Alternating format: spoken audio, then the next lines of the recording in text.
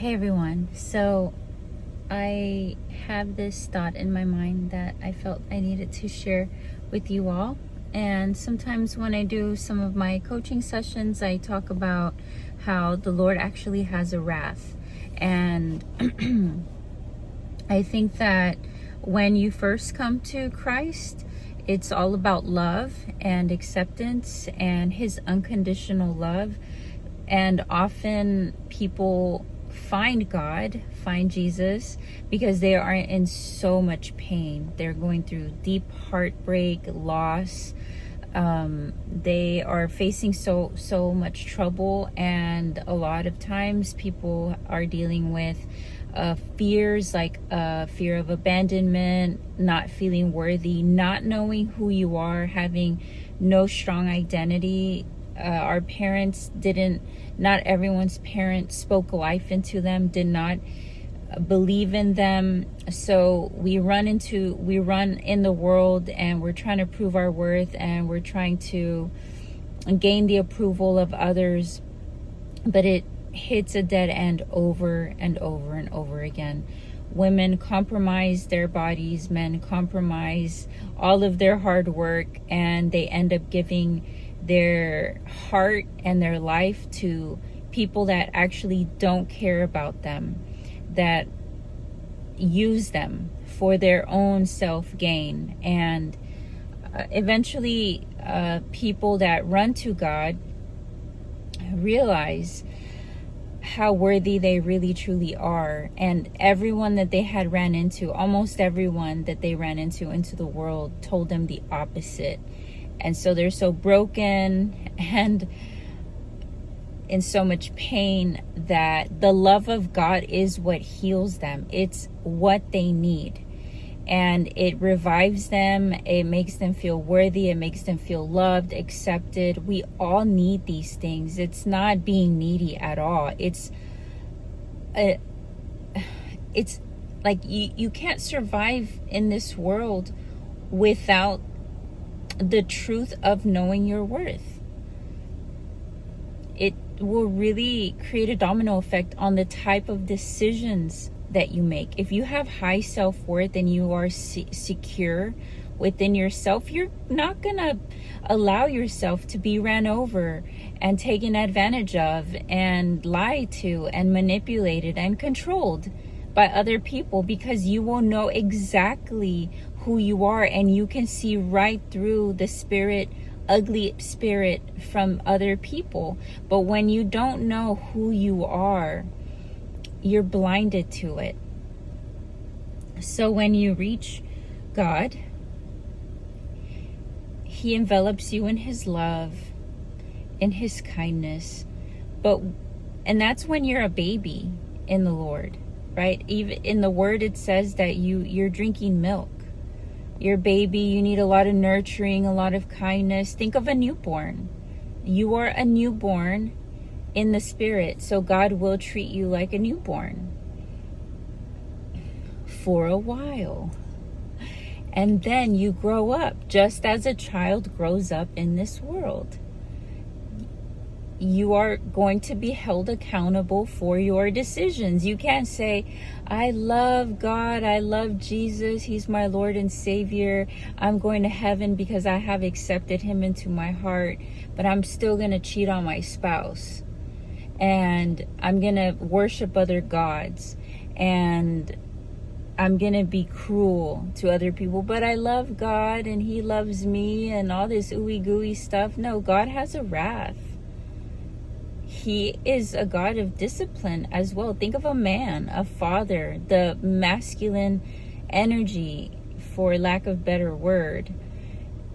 God is both nurturing and firm. He's both feminine energy and masculinity, femininity and masculinity. And when you are a newborn, you need a lot of the nurturing, the mother energy. And me, as I've grown up, I'll just use me as an example. As I've grown my faith in the Lord, He has called me to go deeper. Okay, my dear, you've done great. You've obeyed me. You've done everything I've asked you to. And, part of that, if you've watched any of my previous videos, he said, you're going to be with me. I don't want you with anyone. No man, no dating, no nothing. You're going to be with me, and you're going to commit your whole heart to me. And I'm going to bring you your earthly man that I have chosen for you since the beginning. You have to wait on me. You're not ready because you don't know how to follow me yet. How is it that I'm even going to bring you your earthly man when you have everything out of order? You have to learn how to follow me, love me, respect me. Because when I bring you your earthly man, your earthly husband, you will already know the order of respect. You respect me first, God. You respect God first, and then you respect your husband. And God will teach you how to listen and respect your husband and be a good woman for him. So this is the problem that a lot of men do. They pick women that don't choose God, that run to the world for comfort. They don't run to God for comfort. So then they end up choosing women that will run to other men for comfort when they have issues, because they never learned that is the way of the world, and that is awful and terrible and disgusting. You run to God always. You have to put him first always. And this also applies to men. Women choose really bad men because they've never talked to God and learned the ways of how a man should treat a woman. So, back to God's wrath. He has called me to go deeper. What does that mean? I really listened carefully to the words of Jesus. And Jesus is the Word. That's it, written in the New Testament. These are not my opinions. These are not my words, but Jesus is the Word. Go find it in the New Testament. So what does that mean? If Jesus Christ is the Word, he's been with us since the beginning, since the Old Testament. When God first spoke, Jesus was there. He's been around since then. In the New Testament, he came to live out the commandments, to live out what the prophets said, not to, okay, we're going to omit everything that they said in the Old Testament. He's like, no, now I'm going to manifest it in the physical so that you see that everything that was spoken about me is true. And it's not about being robotic and just keeping holidays and just keeping Sabbath, but then treating people like garbage, being having a stony heart. Oh, but I love Jesus, but I'm going to treat other people badly. I'm going to be a manipulator, and I'm going to try to control other people, and I'm going to judge other people, but I'm keeping the commandments. It doesn't work that way. You need both obedience and love. God is expecting all of it from us. And in the flesh, a lot of people don't want to do it. That's been done away with. I don't need to do any of that stuff. I just need to love Jesus. But then I'm going to go manipulate and lie and judge and cheat and have idols. Do you see what I'm saying here? So I hope this makes sense. So when you hear me talk about God's wrath, don't get scared. It's a good thing. It means you're growing and you have the ears to hear it. Okay? So, tonight is Yom Teruah. I'm so excited. I will be posting on SharpenOneAnother on Instagram. I also can't wait for you all to meet Kyle. Him and I we're just having it's just so amazing. He's a really great man. And when you find God first and you follow God, you will be given the partner that he has set out for you before you even were born. And I was talking to a girlfriend the other day too, and I was like, it's so great to have someone that loves you, that loves God first. And when you are married or dating someone in the world, it's so much better to be single. And then she asked me, well, why? I said, because when you date someone that you are unequally yoked to, it's a complete distraction. It takes you off the path. And I understand that a lot of those experiences, like, you learn a lot of stuff. You learn a lot of what you don't want. You learn a lot about the pain and suffering that you subject yourself to. And God will turn it around and help you help others out of those toxic dynamics. Narcissism is a real thing, and sometimes these people don't even realize that they're being narcissistic. And I'm not here to label people and be ugly or rude or judgmental. I'm just calling out the behaviors of other people that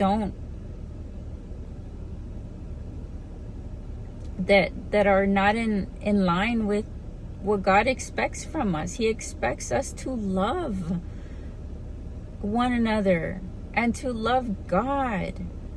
And actions speak louder than words, don't they? Have you ever been in a relationship with someone that says that they love you, but then they are flirting with other people, they're lying to you, they're hiding stuff? Do you then feel loved? Of course you don't. But I love you, Jesus. But I love you. But I'm going to go do whatever I want. I'm not going to follow your commandments. I'm going to do whatever I want because Pastor so-and-so does this, so I do this. Well, that YouTuber does that, so I do that. Like, you have to make your own decisions. And this is what I've done. I've made my own personal decision to follow what Jesus has asked us to do. If you really love me, you'll do what I say. Not do whatever you want and do whatever other people do in this world. Why do we put other human beings above Jesus Christ? That I don't understand. I really am having such a hard time understanding that. And you will face opposition if you decide to really follow Jesus Christ closely. You will have people tell you, oh, you don't have to do that. Oh, you shouldn't have to do that. It's like, okay, well, you don't have to do that because that's how you feel about your own personal life. But don't come try to put your stuff on me. I just have a YouTube channel where I speak on these things because the Lord has put it in my heart to speak on these things because he has changed my life for the better. Y'all don't even know what a terrible place I was in. And I don't even feel like I have to talk about that part of my life anymore. Thank God that it's over with. And it is so far gone in my past that I almost forget about it.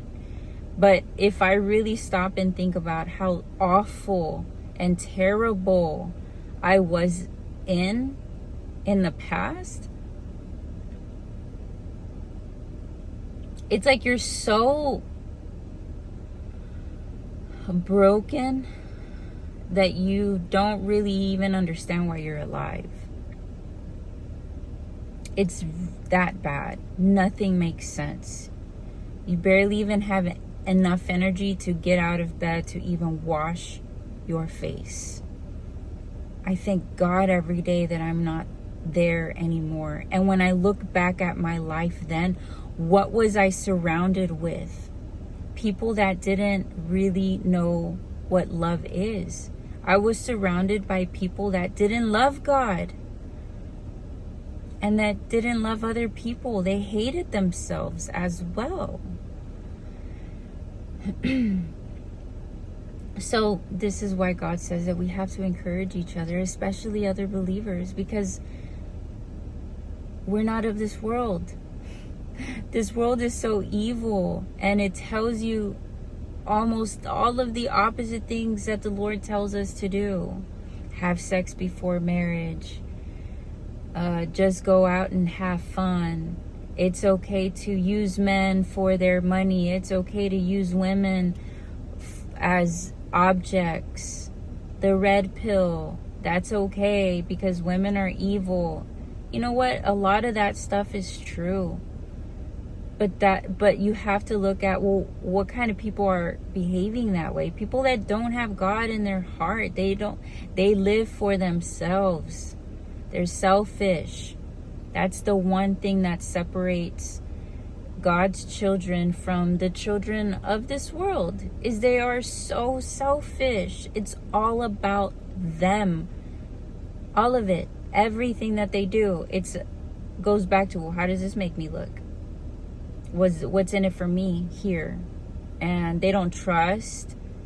And so they live in a completely different dimension. And I have always felt odd and weird and out of place, and like something's not right, and these environments suck, and you know, and then when you get close to God, you're like, oh, I see now.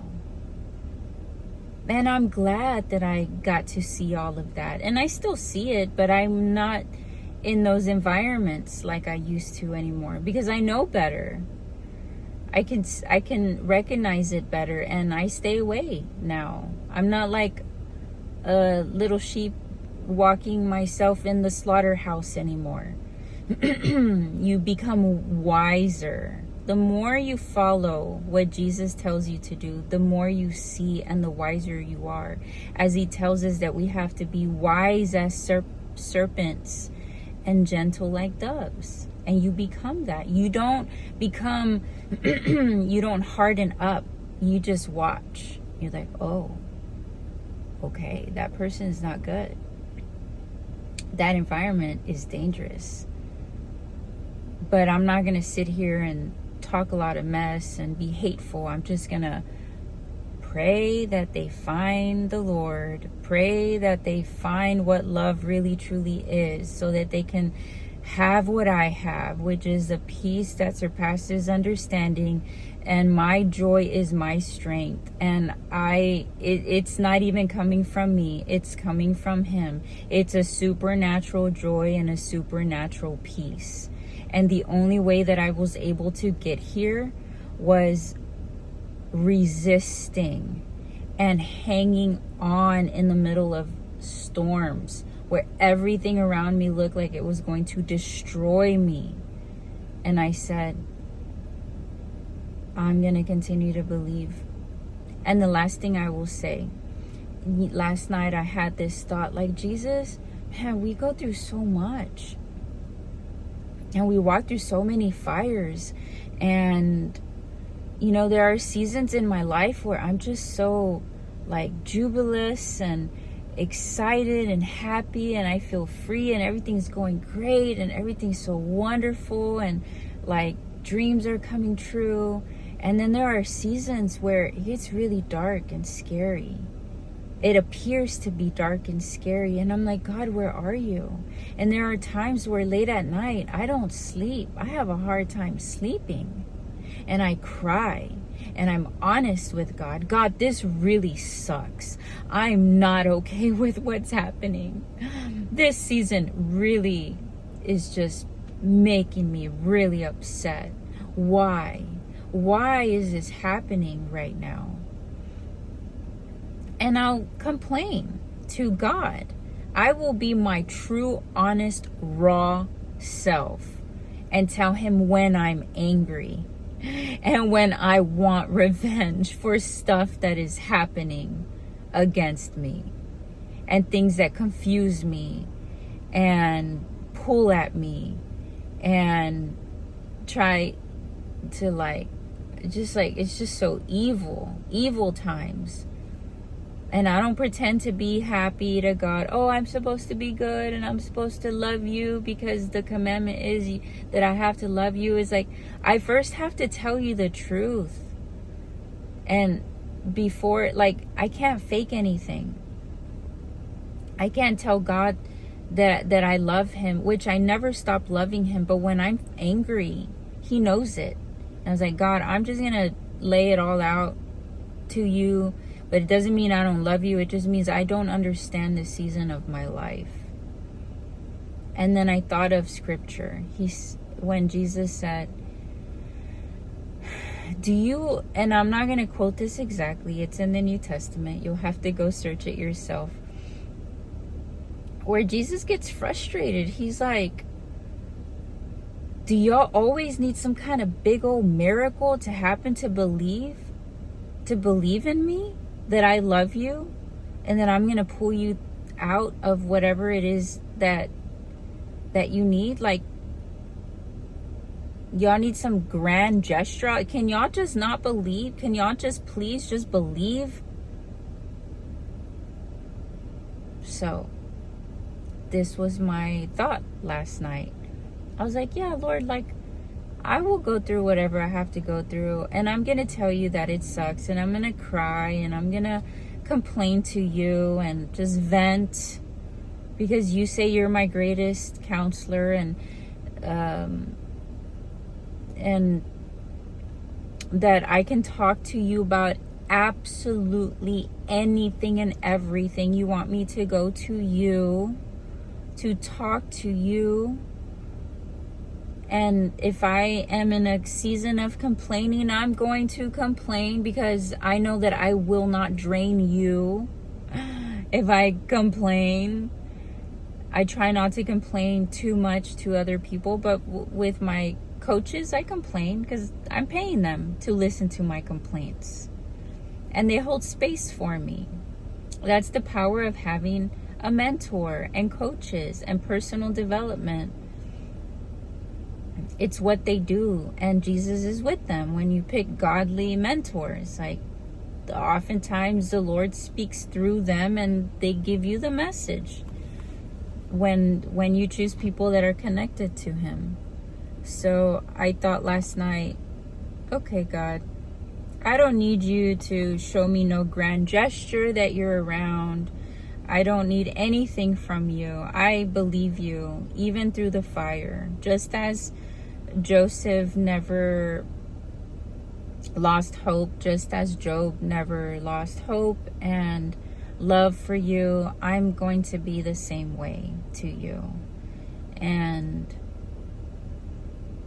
then I was able to get a better sleep last night, because I am having a really hard time sleeping sometimes lately, because sometimes life puts us through a lot of testing. I felt that there was one more thing that I was going to say, but I can't remember it now. I do invite you to go to our Instagram page, Sharpen One Another, and we're going to talk about Yom Teruah and what it means. And it's a day of celebration. It's a holy day. It is what Jesus practiced. The Lord was a Torah observant. What is Torah? It is the 5 first books of the Old Testament. God does not change. God is the same God. Jesus didn't come and say, y'all don't have to do y'all don't have to listen to what I have to say. Just love me. No. Jesus wants respect, and God has a wrath, and he shows it over and over and over. It's a pattern in the Bible. Even in the New Testament, it will describe the wrath of God. He gets upset. If you do wrong, he's not gonna pat you on the back and say, way to go, champ. No, he's gonna be like, what are you thinking, my child? You are better than that. No. So God has a wrath, and I don't want it. I don't want the wrath. I want to do good. I want to make him proud always. Am I going to be perfect? Of course I'm not. But he will correct me, and I'm open for correction. And that's the difference. You have to be open to correction. People that are in the world, they're not open to correction because they are their own gods, and they can never do wrong, and they are never wrong, and they try to control everything, and they try to control everyone. They even try to control other people's thoughts and the way they want to live their life. So watch out for people like that. I hope this video served you, and happy Yom Teruah. Adios.